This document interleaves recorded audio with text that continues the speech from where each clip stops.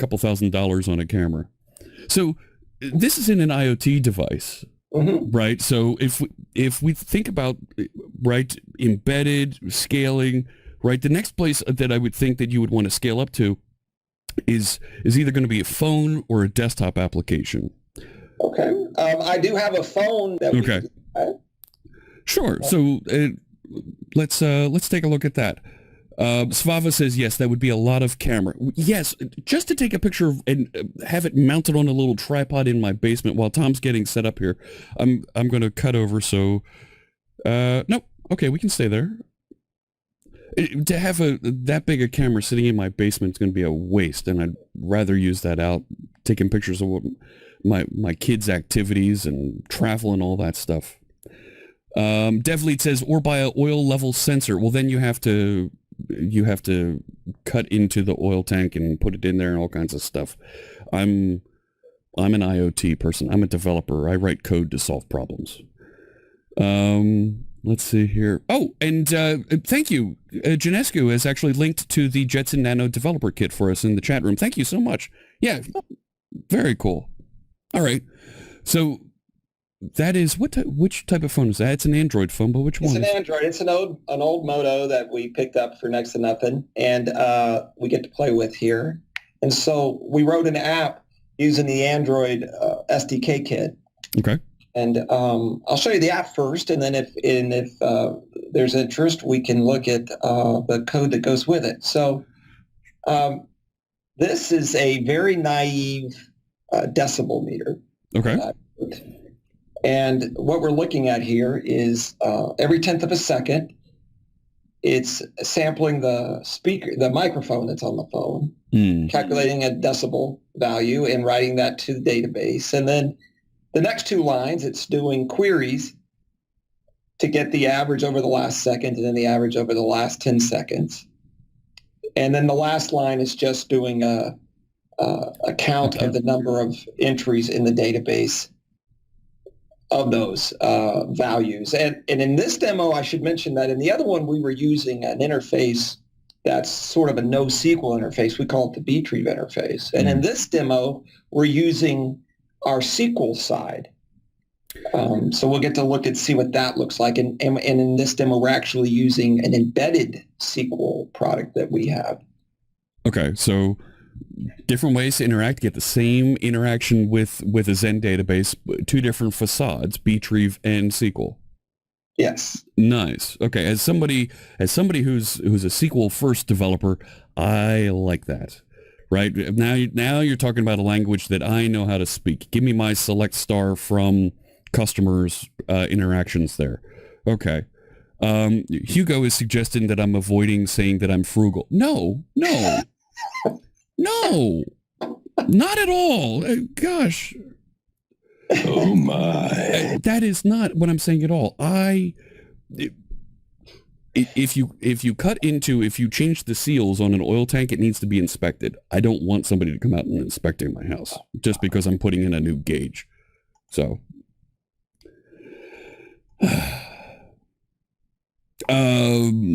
RJF96 says, using a database feels like overkill. You could just use an array.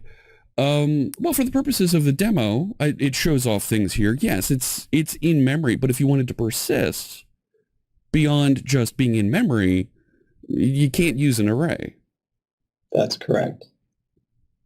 It's worth saying too that I think that if we run on Zen runs on ARM, it runs on Intel, AMD, it runs on multiple OSs.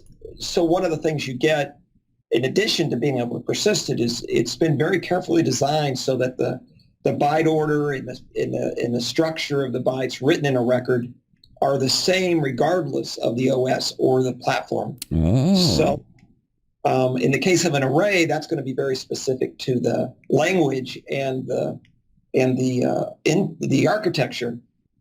So with us, you could actually take the table that you wrote, the underlying file you wrote, and move it from that Jetson board running Ubuntu on ARM and bring it over to a Windows server on an Intel and read that file in, and everything just works. There's no translation necessary at all. So that's another thing that the database layers is handling for you, and you don't have to worry about. Okay, now you've got my interest peaked a little bit more there. I want to see a little bit more about the Android app that you have here, but that portability, being able to transport it across form factors, that's pretty interesting. Yeah, that's once again, I that's one of those things that we did, and we didn't realize what a big deal it is, but we talked to people, and people get really excited about that, because it is, now that ARM has taken off, and Linux is doing well, and Windows is still doing well. There's in Android, of course. There's iOS. We run on iOS. So sure. It could be a real cost to a company to try to support those multiple platforms if you don't choose your database management wisely. Oh, I'm thinking about all the different ways that folks that are in the field need to synchronize their devices, right? Java, right? Or yes. Right, and it's got their specific libraries and things. And yes, there was a critique, of course, folks saying so many magic strings. Okay, about the strings, and it's a demo. Come on, it's easier to see the strings in a demo. My gosh, but fine. You want to refactor and write your code your way, chat room. So I'm a database programmer. What can I say? Absolutely, right? The acronyms. Okay, so looks like, so what do we have here? This is your main activity. Right. So I'm not a Java programmer. I freely admit it. And this was my first Android app. So constructive criticism is of course always welcome. But what I've done here is for my own peace of mind, since I was much more comfortable in C++, I wrote the GUI part of it, the pretty stuff you see. I wrote that all in Java. And if you've written Android apps, I'm sure this all looks familiar to you. There's the onCreate, and then here's the thread that runs, doing the updates, sleeping 1/10 of a second. Once again, none of this is database stuff. Oh, here's where we open the media device. And if you want to, actually this source code, if you'd like to get your hands on it and play with the embedded library on Android, if you go to our website, you can download our SDK for free, and this comes in that SDK. You don't need any sort of license to run this. Nice. Do you have a link for that we can share with the folks in the chat room? My best. Let's see.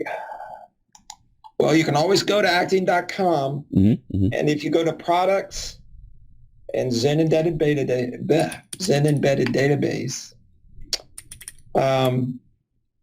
honestly, I'm going to have to admit that I haven't done this on the new website. So at this point, I'm probably just wasting your time. Oh, here we go. Download.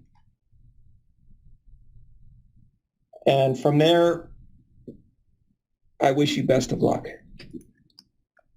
SDKs. Fantastic. B14 evaluation. So here you go. And there's the Android one. Yep. So that's esdactian.com/Zen_PSQL. Nice. And there's all the different options. Right? That's not hard to figure out at all. Even I could do that. It's amazing. I don't know my way around my own all the databases that we have with my employer. My gosh, so many of them. I'm going to share that link in the chat room there. There you go. Perfect. So that folks can get their hands on it if they want to take a look. And folks in the chat room are asking, what was Zen an acronym for again? Zero effort needed? No. It's like pretty close. If we use that, do we have to give you royalty? No, not me. I think it's, yeah. It stands for, but I like yours. I like yours better. Whoever came up with that. You hear that? This is Copper Beardy in the chat room there. Thank you very much. 0 dBA embeddable nano footprint. There you go. Yeah. 0 dBA embeddable nano footprint. I'm going to go visit our marketing guy after this. Absolutely. That's pretty clever. Zero effort needed, zero, whatever. Okay, so we started seeing a little bit of the Android code, but we didn't get we saw all the stuff to connect to the sensors and that kind of thing. The actual call into the database, though, right? You're using a SQL interface this time. Yeah, so I just wanted to show you that flow, and here's where we're going to call us. So I've written some wrappers, get 1 second average. Well, let me back up a little bit. So here's where we get the value. So here's store and calculate, and that's the every 10th of a second value that I talked about. And here's the get 1 second average, the get 10 second average, and the get sample count. And that all corresponds to those four graphical elements that I meant that we saw earlier. Okay. Now go down here. As I mentioned, I'm not a Java programmer, so when I wrote this, I wrote it in C++, and Java has this wonderful ability to call JNI code, right? So nice. I wrote this in C++.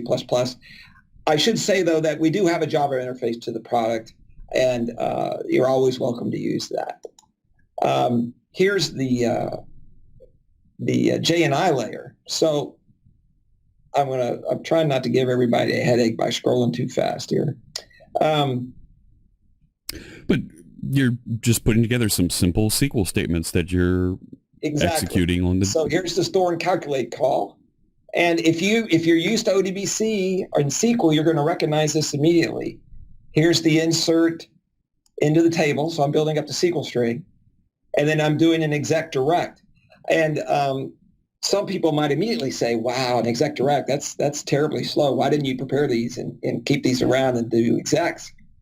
Well, I didn't need to, because this is so fast that the database side of it just doesn't even really count. You could, of course, do that, but for these simpler queries, it wasn't necessary. Yeah. And here's the average. Good old SQL, right? There's the where clause. There's the average over the last, I think that's the last second. Simple aggregate, right? We learned that back in high school. That's right. Simple, here's the last 10 seconds. And then here's the select count. That's the number of elements that are in the table, right? Yeah. Then here is where I take care of the keeping the table from getting too big. So anything that's over 60 seconds old gets deleted out of the table. Okay. There's a question in the chat room about some of the aggregates that you use. They're pretty standard ones, average, count. You probably have support also for min and max in the SQL dialect. The question here is there support for custom aggregate functions? Well, I do not believe we do not support C++ or C code being put into the I don't even know how to say that. I'm not really a SQL programmer, but I have a helper over here off camera. She's over there shaking her head no. Okay. So the answer is no. That's part of minimizing some of that bloat. If you don't, you can do some of that work when you get the data out, if you need to do custom aggregation. Yes, I should say, though, this is a good opportunity to say that it is the embedded SQL library is has the exact same capability of our typical client-server SQL interface.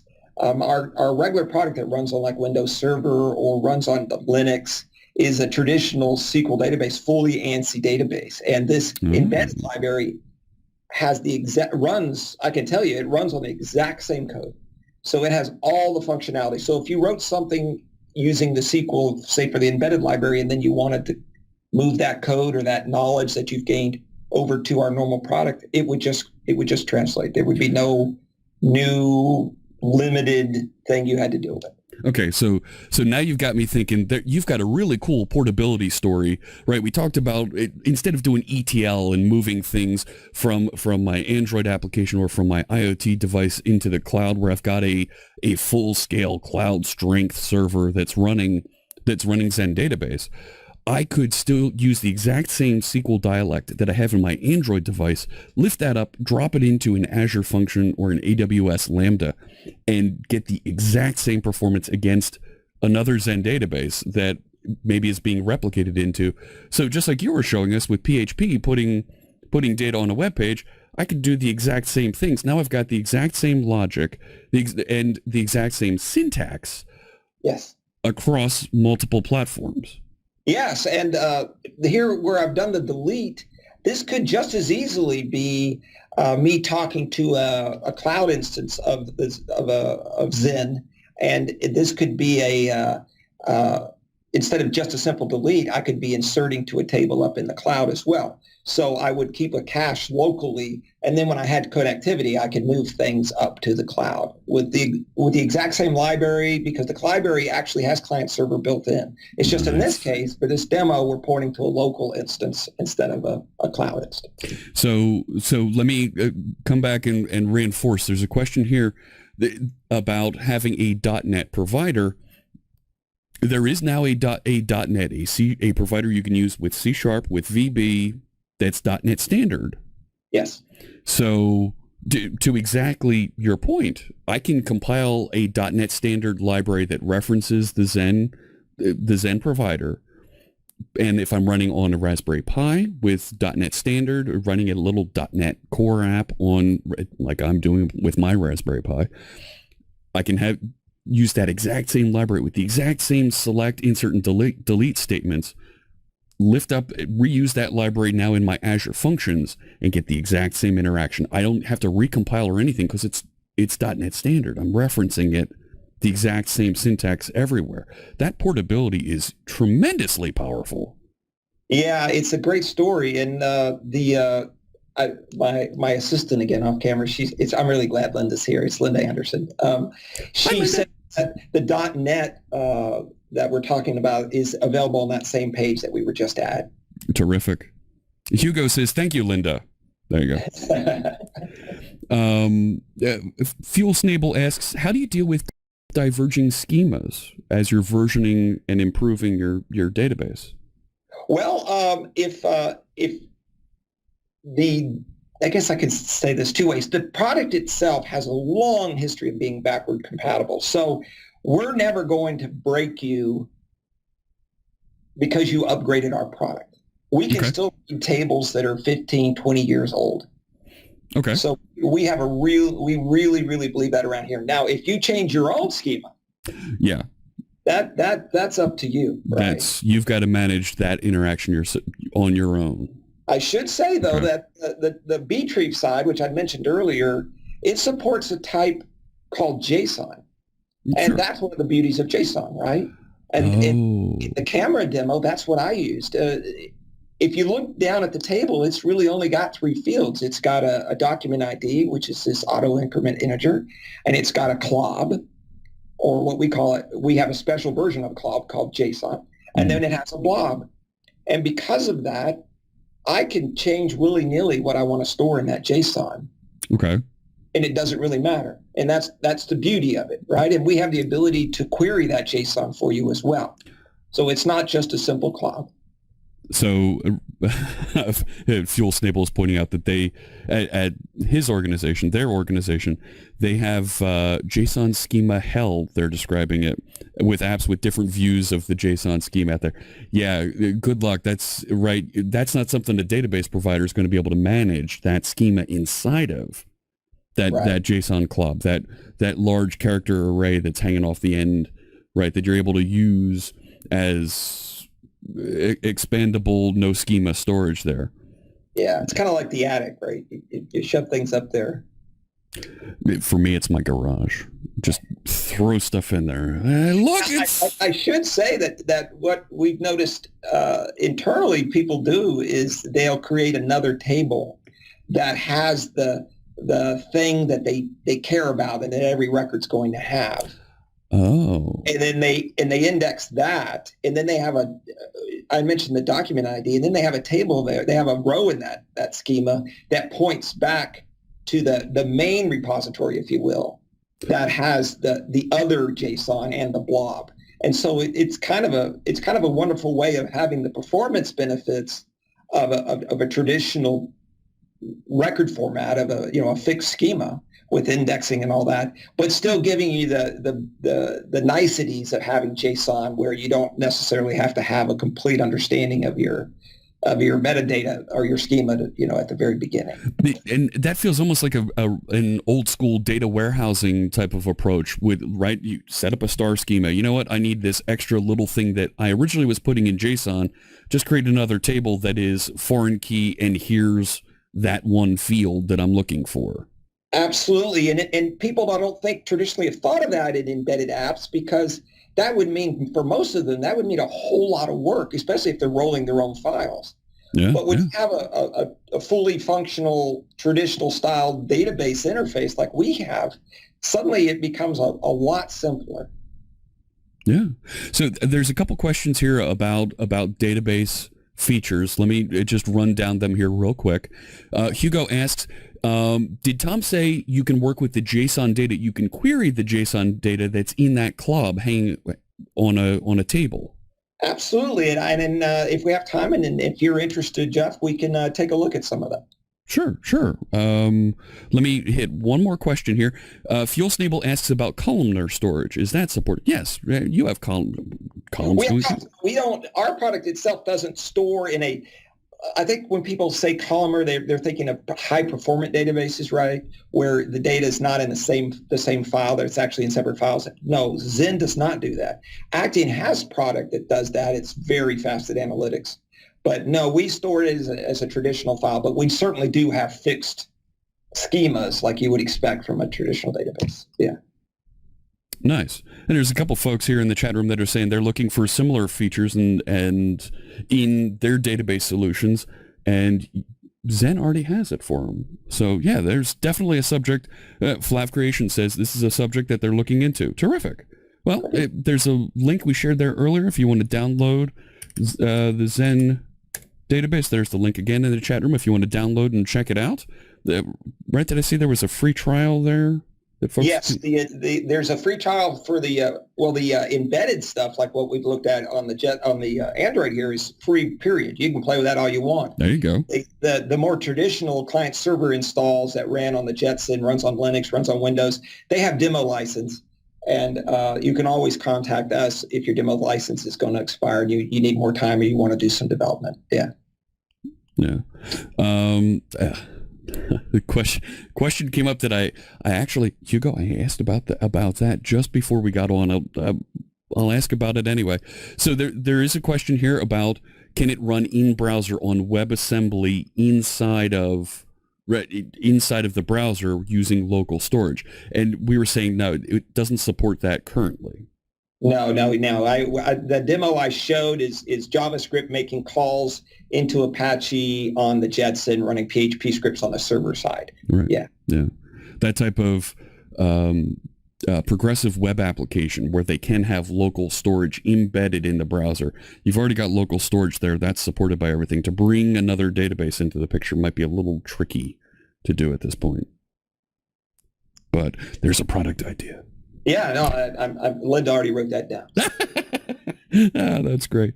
And Flav Creation says, I'm looking for something small that works with Java just for storing usernames and a dozen or two images per user, some minor integer and string data. There you go. This would perfect. Yeah. If you want to stay schemaless, I would say just use the JSON and the blobs. If you don't have that much data, that you're never going to see any performance problem with that. Yeah. So there is a question about comparison to SQLite. I'm going to skip that because we did talk about that a little bit earlier. You can rewind, take a look back at our talk about how this compares to SQLite and the differences between the two. So real simple with Android here. Our friend Carrie, she's in the chat room. She wrote an article she just sent over to me about using Zen with Windows IoT Core. Let me share that in the chat room for folks. There it is, over at Content Lab IO. Folks can learn more about how she did Windows IoT Core. So that's Windows UWP. That's a neat looking article that she wrote for checking out Zen. Thank you so much for sharing that, Carrie. I appreciate that. Yeah, I'm glad she did. I completely forgotten. We do support IoT as well. Nice. So, Win IoT as well. But